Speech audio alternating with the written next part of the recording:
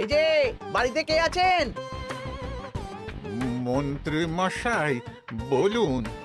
তা প্রত্যেক বছরের মতন এই বছরেও তো শিবরাত্রি উপলক্ষে মন্দিরে পুজো হচ্ছে, জানেন তো?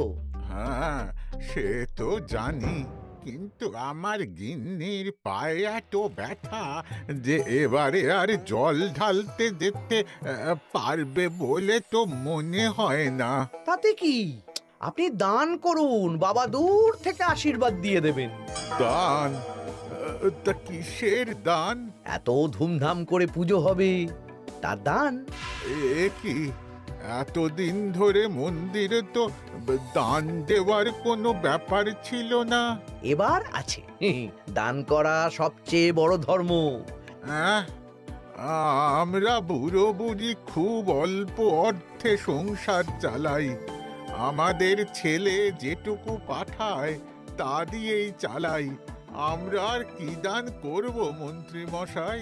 দরকার হলে কদিন না খেয়ে থাকবেন, বাবার নামে উপোস করবেন, আর যে দান করবে না আমি তাকে এই রাজ্যে থাকতে দেব না। ওরে বাবা রে, দিচ্ছি দিচ্ছি দিচ্ছি। আর শুনুন, এই দানের ব্যাপারটা যেন পাঁচ কান না হয়, নইলে কিন্তু। ওরে বাবা, না না না, ঠিক ঠিক ঠিক আছে, ঠিক আছে।